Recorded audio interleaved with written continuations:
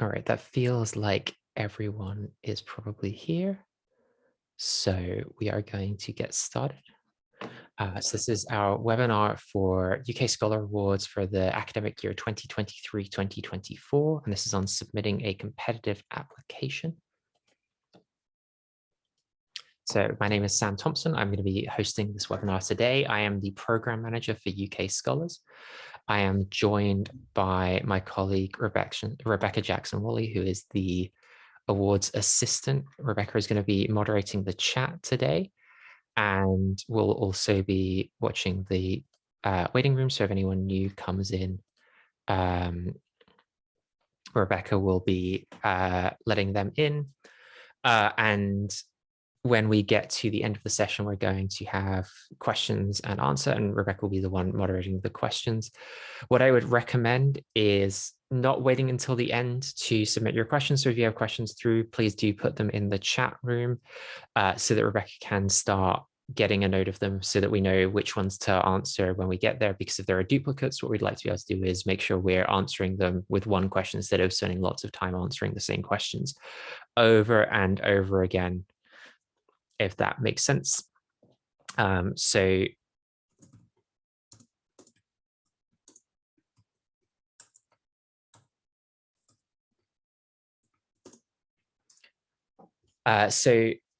with introductions out of the way, like I said, we are going to be recording this webinar. So everything that's said will be on the recording.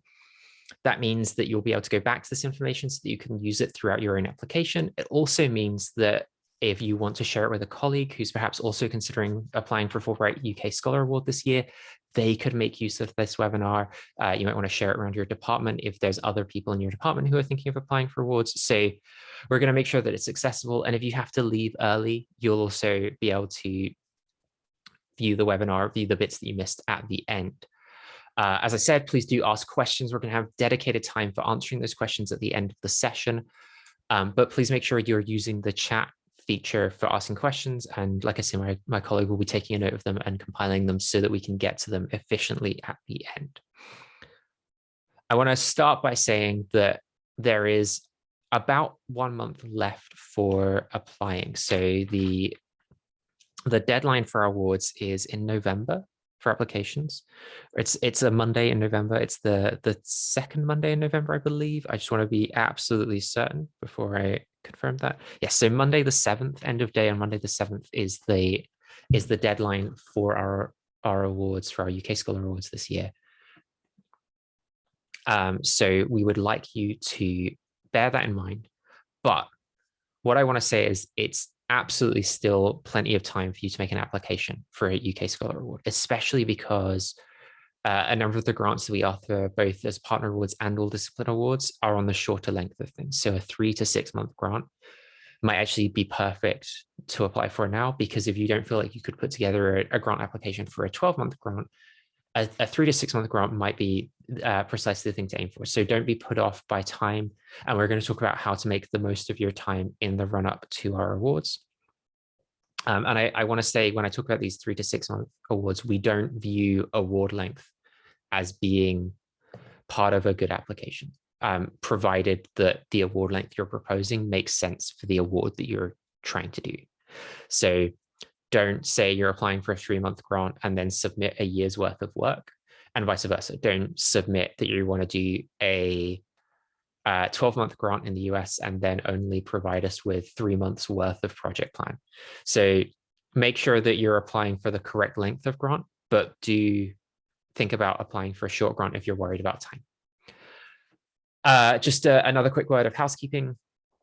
We were going to have an alum join us for this. Our alums that I had reached out to weren't able to join us for this evening, so we won't have them with us, but there is another webinar on our YouTube channel that you can look up where we do have an alum talking through the way that they process their application in a prior year. So that might be helpful if you want to hear an alumni's perspective on the application process. But we will be going through the application and information around it and things that you might want to consider today. Lots of tips will be included in today's webinar as well. And then, like I say, we'll have plenty of time for question and answer once we get through the presentation.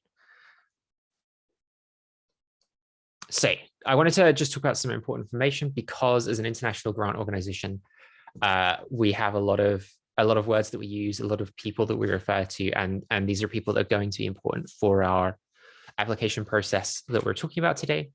So the first one is the US-UK Fulbright Commission. That's us.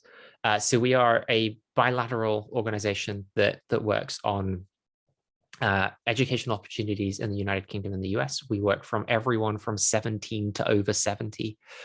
So we have programs for undergraduates, such as our Sutton Trust US program, which helps students in their last 2 years of school in the UK apply for US universities. It's a social mobility program in collaboration with the Sutton Trust. We also have our Summer Institutes program, where undergraduates in the US who haven't left the US before get to come over to universities in the UK for summer schools. Then we have our postgraduate awards, where students in the US will come to the UK to seek postgraduate awards, and students in the UK will go to the US. And our Scholar Awards, which is what we're talking about today. So we have our US Scholar Awards, which are for people in the US, academics, professionals, creative practitioners, and so on, to go to the UK. And our UK Scholar Awards, which is what we're talking about today. So this is for anyone based in the UK who may be an academic, a creative practitioner, professional in a variety of fields. We work with people like lawyers, surgeons, policemen as well. There's people who aren't academics but might have interesting research projects. Just to name a few examples, who are looking to go to the US for 3 to 12 months. So if that sounds like you, you're in the right place. Our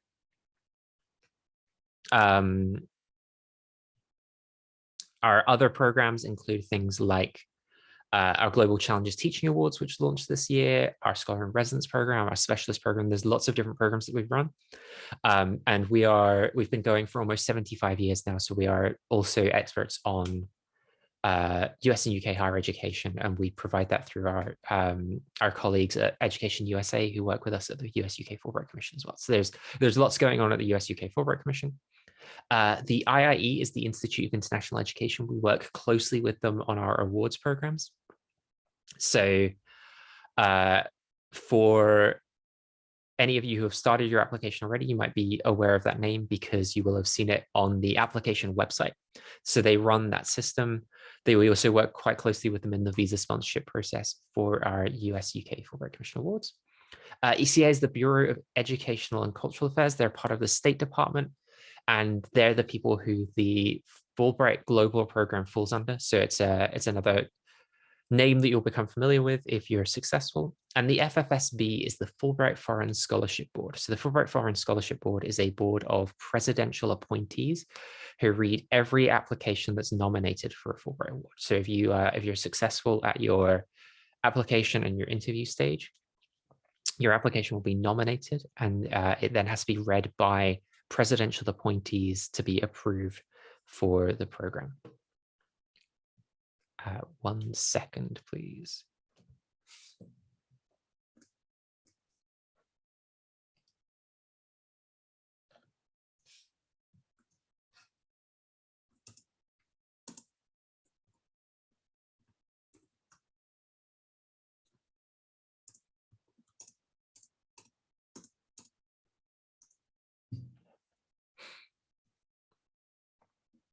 Okay. So what makes a good application? One of the things that you will notice looking at this list, so we'll go through this list quickly. We're looking for core application information. This will be your biographical details. Information at optional stages. We are looking for a CV, a project proposal, a host institution, and recommendation letters. One thing you'll notice looking at this list is a lot of these are the mandatory categories. But one of the first things that I want to stress about a good application is a complete application. If you are missing out on any of these, there's a chance that you could hurt your eligibility for an application. For instance, the system will let you submit your application before your recommendation letters are submitted.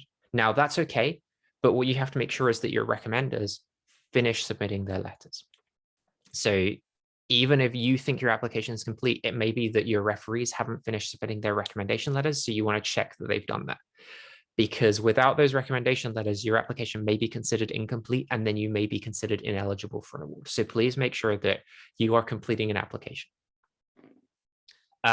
There's not much more to say about core application information, but it's just, like I say, a thorough a thorough approach to this application is one of the things that will put you in good stead for moving forward in the selection process. Then we're talking about information at optional stages. There's a lot of questions throughout this application that are optional. I would encourage you to think about ways that you could fill them. And this goes for anyone at every career stage. I know that if you are earlier in your career, it may be a little daunting to try and fill some of these stages. I would encourage you to think about putting information there just because it gives us more data and the other people who are reading the application more data to think about. So these are things about optional, these are things about including achievements. There are things about putting in what publications you've been in, if there are certain publications you want to highlight. Things like organizational memberships, all of these things that you think could be important for building out a complete profile of yourself. And it's important to remember that we approach these applications holistically, right? It isn't just, we're not just looking for the CV with the most publications on it or the project proposal where we're most wowed by the project. We're going to be taking into account all of these things because Fulbright isn't just about the academia. Yes, a Fulbright Award is looking for excellence, but we're not just about an academic project. So I want you to think about all of these different sections of your application when you're completing it. We're going to talk in depth about the CV, but you are going to need to include a CV. Equally, we're going to talk a lot more about the project proposal as we go on, but make sure that you've thought about your project proposal and you've got a clear sense of how you're going to be writing that and all of the things you're going to include in it. And we're going to talk a little bit about that as well. Your host institution, you will need to include a letter or evidence that you made contact with a host institution in the US.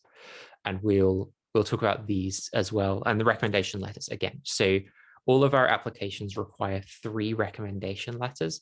So you will need to make sure that you are receiving those and that they're put into the application by the time it's done. The application system handles these automatically. So you will put in the email addresses and contact details of the people that you want to be your referees. Then the application system will get in touch with them. I would encourage you to get in touch with them as well, because as an automated system, there's a good chance that anything that gets sent from it could end up in their spam or their junk folder. So make sure they've received this and they're not just missing this and you're going to miss out on a recommendation letter.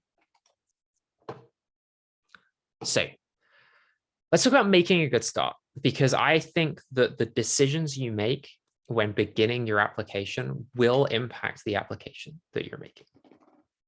And we'll go through all of these. Read the instructions. On our website, we have a file. You can find it on the How to Apply page that are our country-specific application instructions. Now, the reason that we have country-specific application instructions is because the Fulbright program is a global program. This means that the same application form that you will be using to complete your application to go from the US to the UK will also be being completed by people who are applying for Fulbrights all around the world. And because different countries will be looking for different documents and different elements of their application, it means the application form has to be very versatile. It has to apply to every different country that will be sending candidates to the Fulbright program. Therefore, we have put together specific country instructions that means that if you are applying from the UK, we are going to be looking for these specific things. So an example, and this is one of the reasons why reading the instructions will save you time, people will get held up about the same things that the application form might ask for that we don't require, and they will ask us these questions. We get emails every year about the same kind of things, and you will save time by reading these instructions. I know it's a somewhat long document, but believe me, reading it will make the application process quicker for you. So a good example of this is every year people will email us and say, do I need a letter from my home institution? Or they'll even spend time getting letters from their home institution. You don't need a letter from your home institution. And we specify that in the country specific instructions on our website. That is not a required element of a UK Scholar application. And it's important that we say that because we are open to independent scholars. We're open to creative practitioners who aren't affiliated with universities. We're open to professionals who aren't affiliated with the universities. We're open to early career scholars who might be looking for a new postdoc, and therefore they'll be leaving their home institution. Same with PhD students who are looking to start an academic career. all of these various different backgrounds might mean that you might not have a home institution, and therefore it would be harder to provide a letter there. So we don't require this in a UK application. And you'll find other things like this where there are different elements that are or are not required. So I really encourage you to read those applications. I also encourage you to do some research about Fulbright. I've talked a little bit already about how, whilst we value excellence here at Fulbright, we're also not just about giving out grants to carry out only academic research. So I really encourage you to go on the Fulbright website, read a little bit about who we are. If you go on the page Our Story, there's a link to our strategic plan for 2020 to 2023. You can read a little bit more about our values there and think about those and how you might apply those to our application, because Fulbright is about more than just the research, and that will be something that's crucial in the way that your application is read and the way that your interview is conducted. So please do consider those and do your research before finishing your application. Consider a partner award. So when you first log into the system and start your application, it will ask you what award you're applying for. I highly encourage looking at our partner awards. You can find the partner awards available on our website as well. If you're thinking about submitting a competitive application, our partner awards may be the route forward for you, because partner awards tend to be a little bit more specific, a little bit more niche. Some of them may be in specific fields, like our cybersecurity award. Some of them may be attached to specific institutions, like our Elon University Award. Because the applicant pool is smaller for these awards, often your application will stand out more. You'll also be able to tailor your application a little bit more, for instance, because you know that it will be being read by the partner, it will be being read by us with consideration for a partner award. So think about applying for a partner award, because you'll be able to stand out a little bit more in the application, in the pool of applicants. Also, be efficient. Whilst the application is presented to you in a linear fashion, I've already told you what we're looking for, and there's also a checklist in our application instructions. So when you're thinking about submitting an application, especially now because there's a month left to apply, think about how to make best use of your time.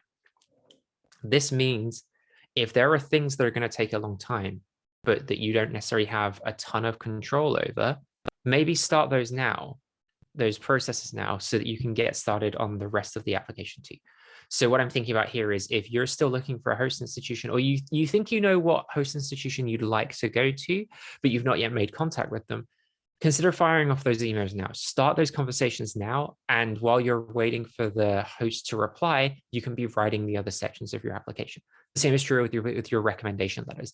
Get in touch with your referees now, and then start on the application. Sure, you might need to send them a summary of what it is that you're thinking of doing, because you might not have the entire project proposal ready for them. But if you're talking to your referees now and they're thinking, right, I need to write a recommendation letter for this colleague, they'll be in a much better position to do it than if you get in touch with them a week before the application is required to go in, and suddenly they've got that on top of all of the other work and they hadn't planned in space to write a recommendation letter for you. So please think about being efficient with the amount of time that we have left. All right, who reads your application? I think this is a key element for when we're talking about submitting a competitive application, because people will come to this and they might not necessarily be thinking about the audiences that they're writing for, but your application is going to be read by a number of people, and you should think about this when you're writing your application. So your application is going to be read by Fulbright staff. As a UK Scholar Award applicant, Fulbright staff mostly means me. I'm the program manager for our UK Scholar programs. So I'm going to be the main member of Fulbright staff reading your application. So why think about what I'm doing?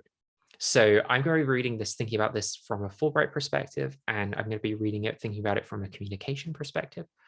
I am not going to be reading it from an academic perspective. So when you're writing, you need to think about, how am I including things that are relevant to Fulbright and the Fulbright mission and values? And how am I communicating perhaps some of the more difficult bits of my application?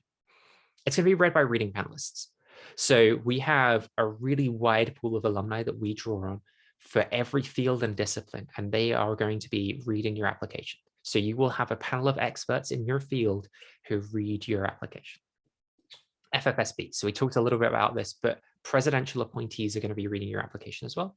So that's why you need to think about things like our terms and conditions, because they're going to be looking at eligibility and who and approving nominations. It's going to be read by partners if you're applying for a partner award. So again, think about the partners, think about reaching out to them as well in your run up to your application. But the partners are going to be reading your application as well. So this is important for shortlisting. And then interview panelists are going to be reading your application. So bear in mind that there's going to be other people who may not be experts in your field reading this application before they interview you. So the thing that you've got to think about there is you can't go saying one thing about your project in your application and then something entirely different about it in the interview, because the interview panelists will have already read your application and they will know about your project heading into the interview. The CV. All right, so we've talked about who's going to be reading your CV. Let's talk about the CV itself. Step number one, don't make it something it's not. So like I said, there's a lot about the way the application instructions are written and the way the application is written itself, where Fulbright is set up as being an academic or a scholarship grant foundation. And whilst we are looking to make academic grants and scholarship is important, we even call all participants in this program UK scholars. If you are not an academic, don't write an academic CV, okay? Because you're more likely than not going to fall into some pitfalls because you're trying to write a CV that's not relevant to you or you don't have practice in doing. So if you are a creative practitioner, write a CV that makes sense for your field. If you are a surgeon, write a CV that you would expect to see from a surgeon, things like that. Make sure you're writing a CV that presents the version of yourself that you're confident being able to write about, instead of trying to follow the conventions of a CV you don't necessarily know how to write. You have up to 5 pages, so make sure you use them well. That means if you are in a bit further in your career and you have lots of publications under your belt, especially if you work in a science field where there's a lot more co-publications, so your name will be attached to a lot more publications, just make sure you're using this space well. But I also want to make it clear for people applying for fields where publications are harder to come by, or you're not appearing on as many publications because most things are solo authored, do not feel put off by the fact this is 5 pages. Don't feel like you have to pad this out with extra information that perhaps doesn't contribute to who you are or what it is you want to do through the Fulbright. So make sure you're telling the truth and make sure you are providing information. If you do have too many publications or career steps to include, that is perhaps most relevant and most recent for the kind of work you want to do through the Fulbright. Depending on your field, please make use of the portfolio later in the form. I'm pretty sure this is not going to appear at the same section on the form as the CV, but if you are a creative practitioner, there should be room for you to upload your examples of work. Same is true for writing samples for people in written fields. So think about these as well. For instance, if you're a journalist, you might want to include an example of work. Consider your audiences. Like I've said, we know who's going to be reading this application. So for an example here, the reading panels are going to be experts in your field. So what are they going to be looking at? They're going to be looking at what you contributed to your field. They're going to be looking at the research you've been involved in, the teaching you've been doing, those kind of things. And they're going to be considering all of that. They're going to know the kind of journals in your field and understand if you've been contributing to really highly revered journals, or perhaps they're going to know what your output is expected to look like, because they will be peers in your field. What am I going to be looking at? I'm going to be looking at experience abroad. I'm going to be looking at things like leadership, at things like contributions to communities. So think about including that as well. And then a final point that I want to make really clear is a good CV is not dependent on career stage. I know that when presented with a 5-page opportunity to put your CV in, as an early career scholar or someone just getting started out, it can feel really intimidating. I want to be really encouraging here and say number of publications to me is not indicative of a good CV if the quality isn't high, or if that doesn't make sense in your context. If you are an early career scholar, we understand that context. So we know that, hey, you're not going to have hundreds and hundreds of publications to your name. So don't worry about, oh, I feel like my career stage is going to hold me back at the CV stage. No, the panelists reading this are going to be fully aware of this. I'm going to be fully aware of this. Everyone knows what to expect from different career stages throughout various careers. So please make sure that you're not feeling intimidated by the CV section. Let's talk about the project proposal itself. So there are two opportunities on the form to write about your project proposal. You're asked to provide a short summary with the title, and you're asked to provide a project proposal itself that is a document form. You have up to 5 pages to write about your project, and then you also have room to include a bibliography and sources.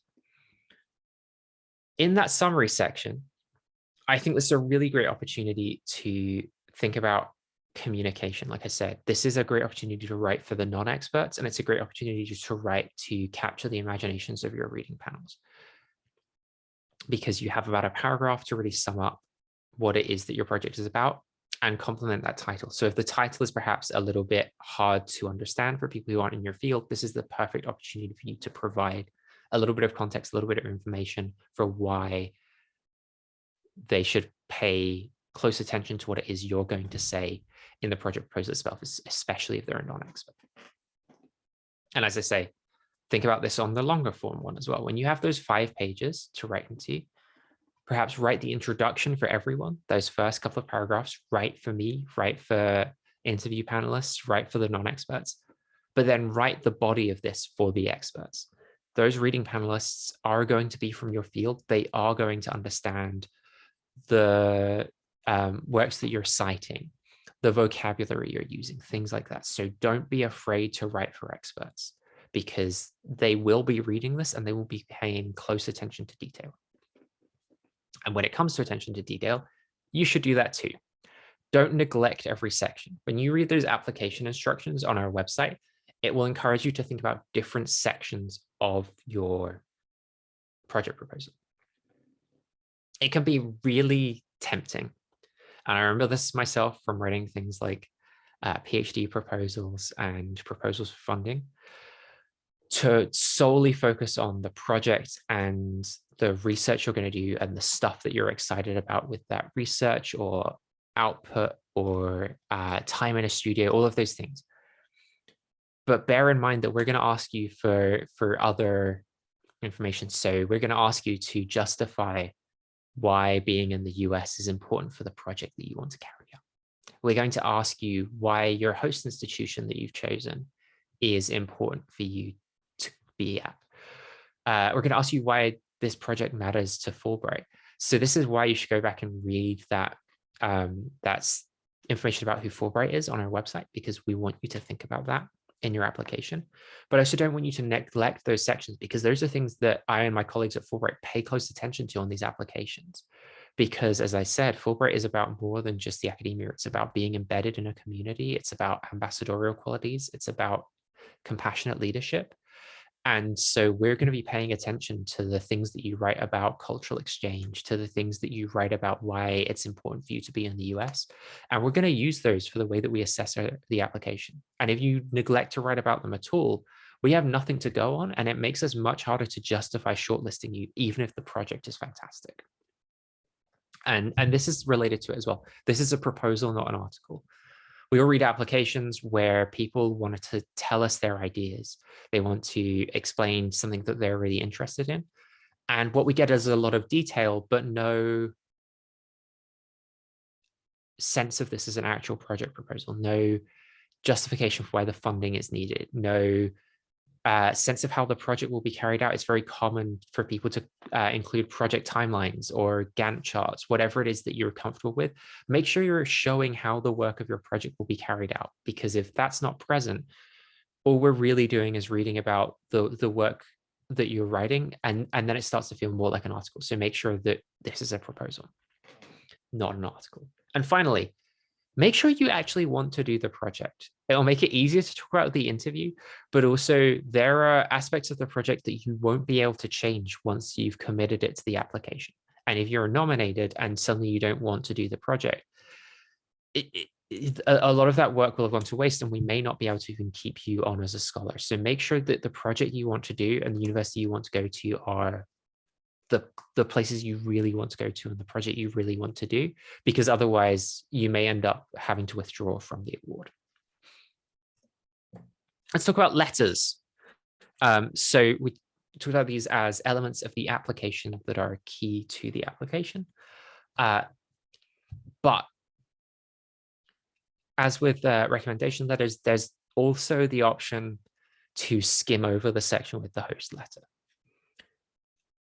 I know it can be tempting just to submit the application if you've not finished finalizing these details, but you absolutely have to include these, and we will absolutely be considering these within our application reading. So please make sure you're doing. With the host letter, it doesn't need to be from a central university administration. If you have colleagues or members of your network at the host university that you have a better relationship with than, say, someone in a central administrative office, you can get them to write the letter as long as it's on university letterhead. If you're just reaching out for the first time, it might be easier to make contact with someone in your field. So really do consider having that host letter from anyone, but it should convey that the host is really excited to host you and they're looking forward to working with you. So like I said, start reaching out now if you haven't already. Make those connections now. Don't skip over this because it is vital. And there's a section where we ask, have you made contact with the host? So make sure you're doing this. It doesn't need to be set in stone just yet. You don't need to necessarily have specific dates right now that they're expecting you to be at the host institution, but the letter is important, and make sure you're getting it in your application. So think about who it is that's best for you to reach out to now, especially because, granted, we're not at the start of term anymore in the US. They've been in term for a month or so now, but it might still be quite busy being that first term of teaching in the US. So think about making sure you've got time to get in touch with colleagues or with department offices and getting those letters into your application. The next thing that I'm going to advise is don't double up here. Every year we see a couple of applications where the host letter and one of the recommendation letters are written by the same person. It's not that you can't do this. And I can see why it can be tempting to do this. I did say be efficient at the start, and that is a form of efficiency. But what I also said is we want as much data to go on as possible. If you think about the application as being a series of data points throughout, if you have a recommendation letter that's also written by one of the scholars that you're going to be working with, who's your host, who wrote the host letter, we have fewer data points to go on to understand and assess your application. So realistically, we should see 3 recommendation letters from people who are either unaffiliated with your host, or if one of them happens to be affiliated with your host, make sure that they're not the same person who wrote the letter of invitation. Without recommendation letters, your application is considered incomplete. So I really recommend talking to the people that you want to be your referees now. Make sure they've got time to write something. Make sure they've got information to write something as well. And bear in mind that we're looking for detail and context in these letters. So we'd rather they were longer letters that provided examples of why you're the right person for this award, or provided some context around the things that you've done, things that you've achieved, than being short letters that just said, we think this person's highly appropriate for the award.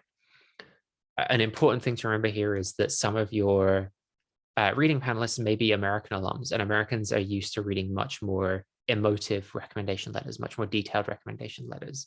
And so they might be a little bit put off if they see something that's a little bit more like a British reference letter, where it's just like, thank you for considering my colleague for the job. I think they're great. They'll do a really good job. Please get in touch if you have any questions. We don't have time to reach out to every single recommender if we have extra questions. So they should include that detail in the letter, not by encouraging us to ask for questions. So make sure you're telling them, please include a lot of detail about me and about why I'm the best person for this award. So that's all of our application tips for submitting a competitive application. I'm going to invite Rebecca to join me back on screen and open up the floor for questions. I know we've already got some in the chat. And if you have any questions after this, or you're watching the recording and we didn't answer the question you want to ask, do get in touch with our programs inbox that you can find either through our contact page or by going to Fulbright programs at fulbright.org.uk. Cool. So just to quickly say, please do continue to pop all questions in the chat. I know some of you have done this already, but if anyone feels more comfortable, you can also sort of say my name and just sort of direct message me the question so that everyone doesn't see it. Okay, so starting off pretty simple, we had a few questions about whether this recording was going to be made available afterwards, so that people can go back and view all the contents then. Yes, so we're going to, once we're done with the recording, we're going to pass this on to our external relations department. They'll make sure to upload it to our YouTube channel, so it'll be on YouTube after we're done. Okay, awesome. We also had a few sort of logistical questions, sort of thinking about the letters of recommendation specifically. So we'll start off with a question about whether all letters need to follow quite a traditional recommendation letter format, and whether they need to be headed on sort of institutional paper, sort of like keeping to that sort of professional style. Yeah, so I would recommend that they are of a professional style, but like I said, think about the audiences that you're writing for. So we're not necessarily going to know your context or details about your career in the same way that perhaps if you're applying to another university, that might happen. So make sure you're asking them to provide a lot of detail when they're writing their recommendation letters for you. And institution headed paper is good, but I know that there's some baggage that comes with that in terms of it's not necessarily easy for applicants who are coming outside of academia to have recommendation letters that come on stationery from their university, for instance. So if you're not affiliated with the university or your recommenders aren't affiliated with the university, we'd still recommend them to try and find institutional letterhead, but that may differ. So don't feel that it has to always be a university. And this is true if you're not a university writing a recommendation letter. If you're getting a recommendation letter from, say, a gallery or a museum, or perhaps a lab that isn't affiliated with the university directly, we'd still encourage some kind of evidence of letterhead, but it's not 100% necessary. Awesome. So sticking about letters of recommendation, we also had a question. Is there a way where you can see if one of your recommenders has submitted their recommendation? So will they be notified when that's been submitted? I think so, but if you're worried, get in touch and we'll double check your application for you. We also have a question about if for some reason one of the recommenders forgets to submit the application, will that completely hinder their chances? So if they only had 2 recommendations, would that sort of ruin their shot? If you only have 2 recommendations, then we would God, a word recommends coming out of my mouth a lot. If you only have 2 recommendations, your application will be considered incomplete. There's a possibility that we'll still read it, but I would say that that's very unlikely. So make sure you're getting all 3 recommendation letters. If someone's forgetting, just get in touch with them before the deadline. Make sure that they're doing it. That's why I said get in touch now. It's better to have them write it early than to have to chase them for it late. In the past, if we've had the time, we've followed up with people where they've said, look, I've got in touch and this person, for whatever reason, wasn't able to submit on time. Can I have extra time? And if you do think they'll be late, perhaps get in touch with us to let us know to expect it within a week, say, of the deadline. But don't bank on there being an opportunity to still have your application read to the same degree if you only have 2 recommendation letters. Another question quickly about sort of the details of the application. So with the CV specifically, someone just wanted clarification on what the maximum amount of pages was. So they had read somewhere that it was 6 pages. So just like confirmation that it's 5 pages. It could be 6 pages for the applications. I checked, it was 5, but if the application guidance says 6, then go with that. It may just be that the examples that I was reading at all by coincidence, kept it under 6. So if the application guidance says 6, please submit 6 pages. If you are filling up to 6 pages, but it's an up to, so don't. But we're also not going to say, oh, that CV was a page too long, and we're not going to read it. So do please submit as long a CV as you are comfortable with and as is recommended in the application instructions. We then have a few questions about eligibility. So firstly, a question about whether current PhD students are able to apply for the award. Yes, so if you are still currently carrying out your PhD, we would highly encourage you to apply for the award, but with one caveat. You need to make sure that your grant start date that you propose is after the date that you would have your PhD. So you need to have submitted your PhD and have it been awarded in terms of finished your viva before you would start your grant. So you are eligible to apply, but you need to make sure that your PhD will be finished by the time that you start your Fulbright grant. Another question about eligibility. So someone was saying that they are not currently a UK resident, and they're asking if that would count against them. So just kind of clarification on that point. Yeah, so if you are a UK citizen who is not currently residing in the UK, you are eligible to apply for an award. The other side of this is if you are a non-UK citizen living in the UK, we ask that you're committed to life and work in the UK, but you are eligible to apply for the award. The one thing we do ask that you do if you are a non-UK citizen based in the UK applying for the award is that you check with the Fulbright Commission of your other countries of citizenship first whether you're eligible to apply through them, because they may have a system like us where citizens of that country who don't reside in the country can still apply through the commission. However, if you reach out to that commission, they say, no, unfortunately, because you don't reside here, you can't apply. Please provide that evidence to us in the application, but you are eligible to apply through the UK Commission. We then had a few questions about sort of when it's possible, how long you can go for, when it's possible to complete this. So someone wanted to confirm that 12 months was the maximum instead of 9 months. And we also had a question about sort of what months you're able to go for. So sort of that September to August academic calendar. Yeah, so the length of project or the scholarship maximum length will be based on the award that you're applying for. So something like our All Disciplines Award can go up to 12 months. Our Lloyd's Award can go up to 12 months. For some of our other awards, it may be 3 months, it may be 6 months. And our Elon University Award is based on academic terms as well. So pay attention to the information in the award that you're applying for. But in context of our All Disciplines Award, up to 12 months is perfectly acceptable. We then had several questions sort of about the stats and sort of success failure rate. So a question about that directly. And then also thinking about someone specifically was very interested in a partnership award, Elon University, but they weren't sure if it was sort of more competitive for that award in comparison to other awards. So they were sort of asking for advice on like which is sort of more or less likely to get. Yeah, so in terms of stats, we receive anywhere between sort of 50 and 70 applications a year. And then we expect to make somewhere between 10 and 16 grants a year. So it's a fairly competitive process. We tend to interview about half of the people that apply. Just a quick question. Interviews then. So for the shortlisted candidates, they just want to clarify whether the interviews will be virtual or in face-to-face. We are planning to continue to keep our interviews virtual this year.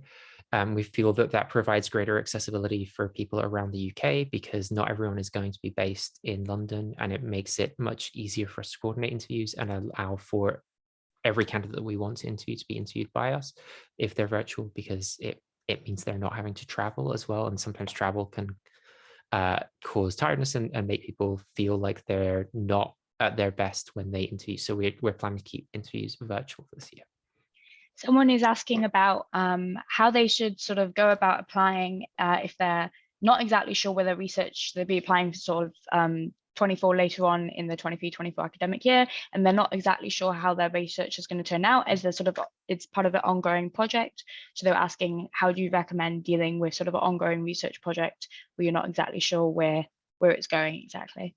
I would provide that detail in the application itself. So I actually want to go back to the a question you asked earlier, which I realized I didn't get to because I was answering for another site. So the months that you're able to go in a year, people who apply now apply for our November deadline, if successful, will be able to start going to the US from August 2023 up until the end of April, start of May in 2024. And if you're looking at either end of that, so either extreme end of that, so very early, so August, or very late in that, we recommend talking to us as well, so that we can guarantee that we can work towards that kind of start date. In terms of the ongoing thing, make sure that you're communicating that in the application. Make sure that we and the reading panels will be aware of that context and working with it. And we'd recommend that you apply to it and make it clear what your Fulbright will be contributing to within the context of that wider project as well. We then had a question on if an application was unsuccessful, but you'd sort of liked it, would it be possible that you'd reconsider later in the year if anyone sort of ended up pulling out or if any proposals fell through? So if candidates make it through to shortlisting and come to an interview, at the interview stage, when we interview, we create nominations. So no one is given an award directly from interview. We nominate people as principal candidates and reserve candidates. And so we maintain a reserve list who we will go back to if people end up withdrawing from the principal list. We also had a question, which I understand is quite hard to answer, obviously, but asking about how much per month the award was. So perhaps we could just speak to a little bit about sort of the grant amounts and how that varies sort of per award. Yeah, so as you say, our grant amount does vary per award. The majority of our awards do offer a $5,000 a month stipend. And that's true of our All Disciplines Award, and it's true of a number of our other awards, but check the award information. I know, for instance, our Royal College of Surgeons Award differs, and in part that's because of there being a salary inclusion from the basic NHS salary that you would receive in the position that you're in. So check up on the award itself, but the majority of our awards offer a $5,000 a month stipend. We also had a question sort of regarding those who wish to receive a grant to teach. So sort of asking what the statistics are on applications for teaching and whether we sort of allocate a specific amount of awards for teaching, specific amount for research, etc. So we don't allocate a specific amount of awards for teaching, and one of our awards requires the applicant to submit a syllabus and engage with teaching as part of it, which is the Elon Award. Like I say, we don't have a number of awards that we give out each year for teaching. And I don't think I could necessarily provide statistics because we don't receive a huge number of awards per teaching. So I don't feel like we don't receive a huge number of applications, that include plans to teach within them. So it's not like I don't feel like I could give you a reasonable or empirically sound set of statistics or averages based on that, because there's no large enough sample size. That said, we really encourage you, if you do have plans to teach, to include teaching as part of your award application, because I do think it adds something that's interesting and of value for our readers. And I think it's a really great opportunity for thinking about that Fulbright mission of both contributing something while you're in the US and also contributing something while you're back home, because you'll have that experience of teaching in another culture. We also had a question about when you're sort of going through the assessment process, the application, and then the interview, if you're successful, do different sort of hosts or different partners sort of carry different weight in terms of that assessment? Or are we assessing primarily on sort of the fit between the individual and sort of the project, and then that project to the host? Yeah, I think you've hit the nail on the head with the second half of that. So we would rather see a great justification for why the host is right, than a US university that has what is perceived to be a good reputation, but where the project justification is then quite weak. So that host and relationship with the host is more important than just reputation of the host.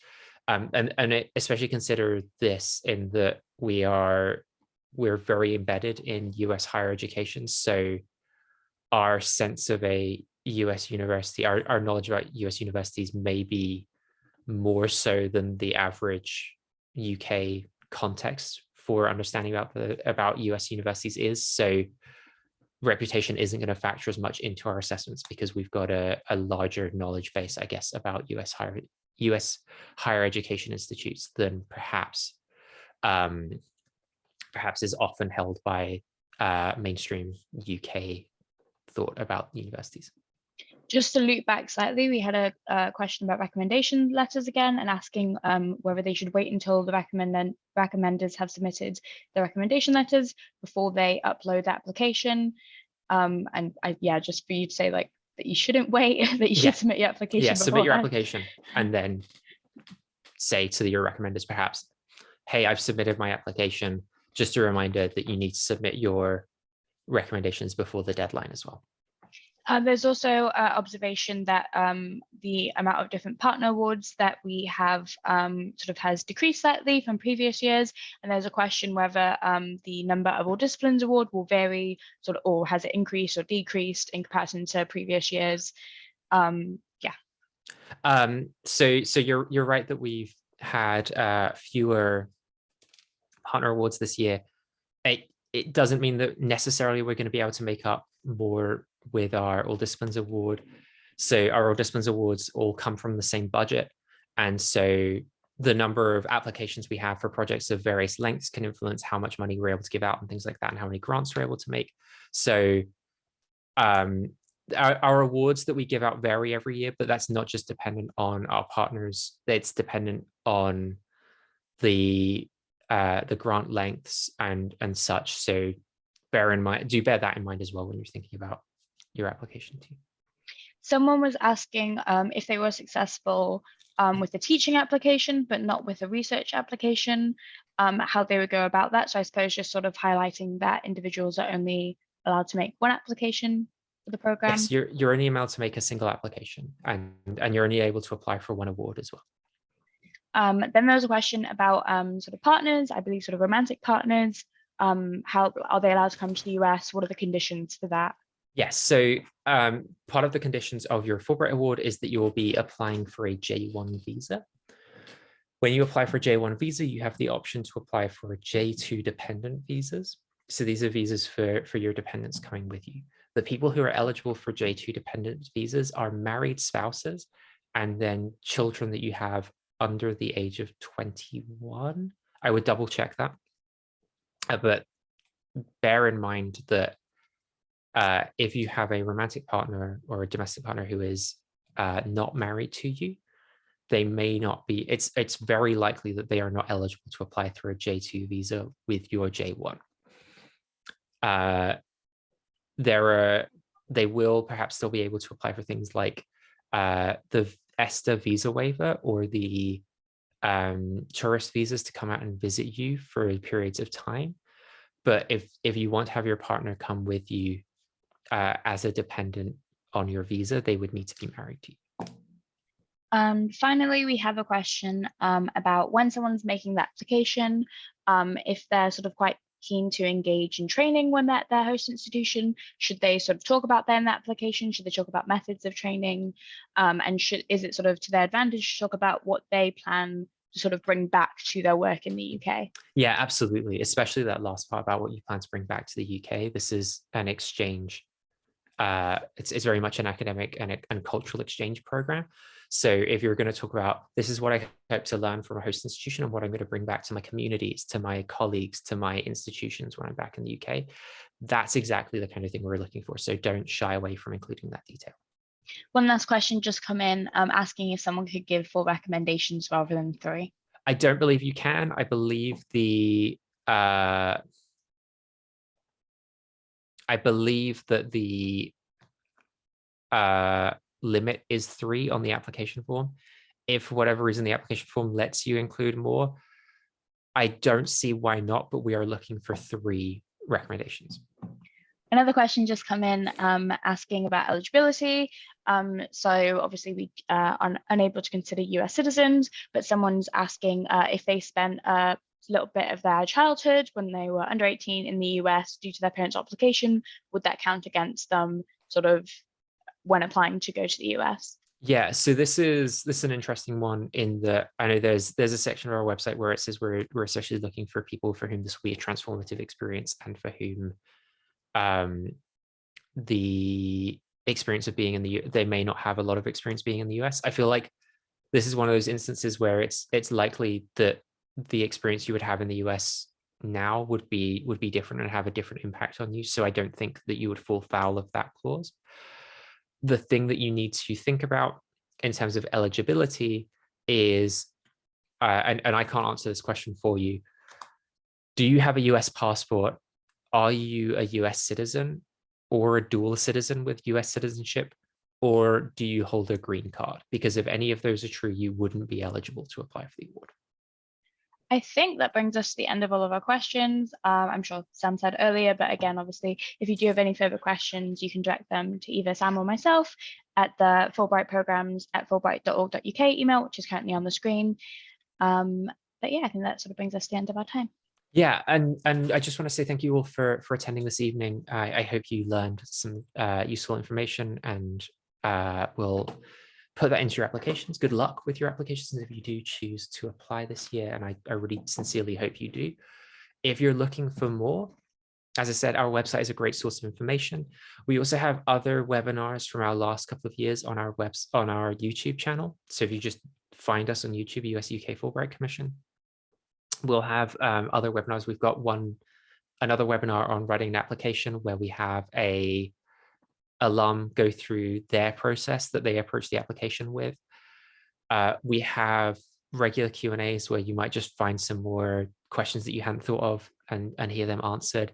And then we also have things like our partner awards. Those might have information that's a little bit out of date, but it might still be useful. And finally, we have our affinity group webinars that might just help you with some considerations about the US. And so really recommend watching those as well. So please, if you want further information, our website and our YouTube channel are great places to look. Otherwise, have a great evening and good luck with your applications.